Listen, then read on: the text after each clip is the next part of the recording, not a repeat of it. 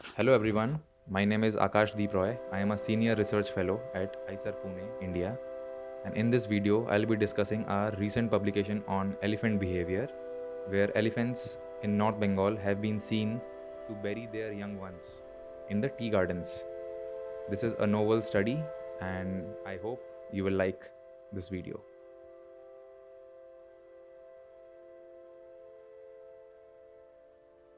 So it's definitely an astonishing process that elephants practice, and it has come to limelight.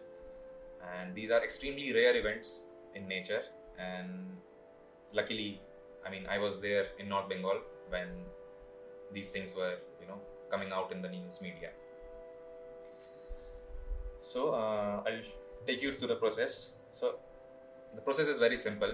So whenever a calf dies, elephant calf dies of multiple reason, of any reason, say a stampede or a heart attack or a respiratory failure or a microbial fungal infection.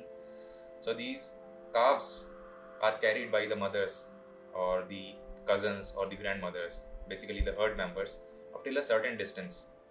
So they don't leave the carcass then and there only because they have a very strong social bond, and they carry the carcass up till a certain point. They carry it in this fashion.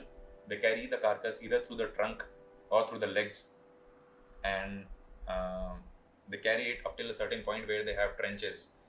And when they find a trench, and when they find a suitable point, so what they do is they bury the carcass in a legs upright position, as you're seeing in this video. So all the legs will face the sky, and the back of the elephant will face the ground, and then the soil from the nearby areas is pushed to level the carcass.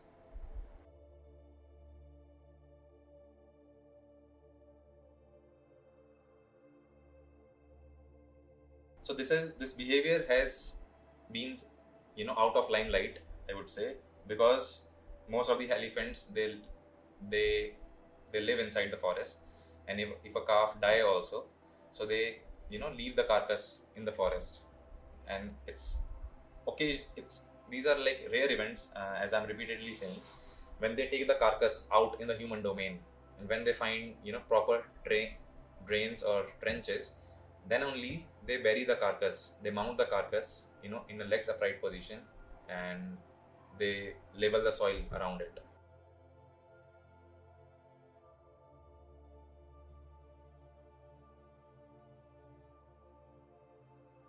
When it comes to burial, I can remember of only two species, humans and elephants, who who practice this burial strategy. And primates, it's been observed in primates that the mothers and especially the mothers, they also grieve and mourn when they lose their young ones. But they also carry the young ones up till a certain distance. They keep the carcass with them for a few hours, for a couple of days max. But they haven't been observed to bury the carcass, you know like chakma baboons or rhesus macaques, even dogs and cats, they've been observed to carry their dead young ones. But what elephants are doing differently over here is, and what we are putting out through our study, is the next step of after carrying the carcass. What are they doing next to the body? So they are putting it, in a legs upright position after finding a suitable point which is away from human settlement and which is also near the forest habitation. They're finding these points, and then they are leveling the soil with the mud nearby.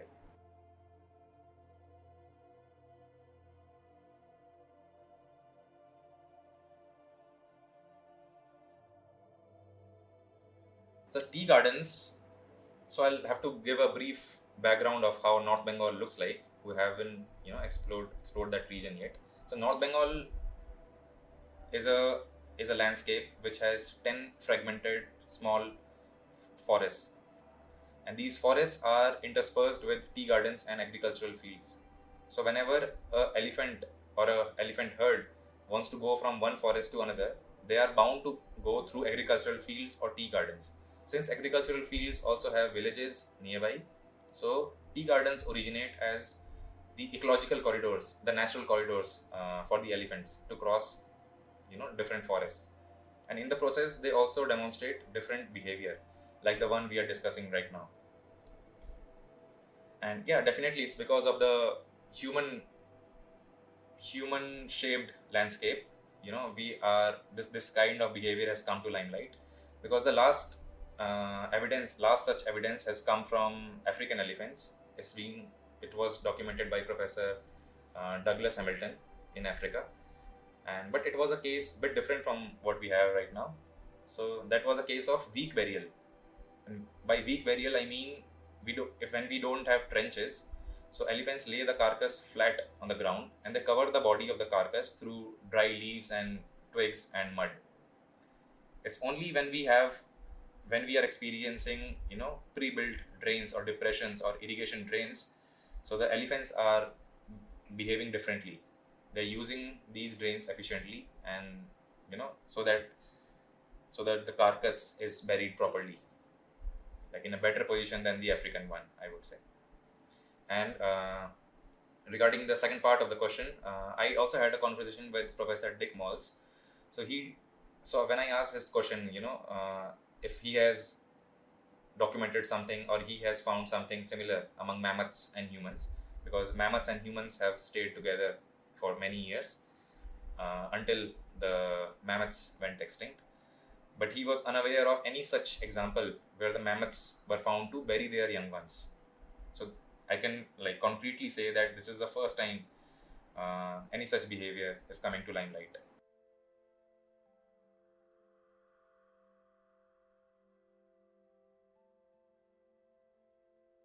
Elephants and humans. So elephants have a gestation period of 22 months. Humans have for just 9 months. So if human mother grieve for many days, after a baby, departs. So just imagine how harsh it would be for an elephant, especially when they give only one child, in say 3-4 years, since they have a gestation period for 22 months. And also this oxytocin hormone is responsible for this mother-child bond. And so whenever a elephant calf dies, so the mother or the cousins or the grandmother, even after realizing that the calf is not coming back, they tend to keep the carcass with them for several days or hours until they find a suitable spot to mount the carcass. This is primarily because of two reasons. Because they first of all, they wait for some miracle to happen, so that life come back to this carcass. This is number one. And they also want to keep the carcass away from the scavengers and carnivores. And if the carcass has died, if the calf has died due to some, say, microbial fungal infection or some disease, which in our 5 cases we found 2 such cases of death. So they by practicing this behavior, they're also working towards the population fitness, so that the disease doesn't spread to other individuals in the near future.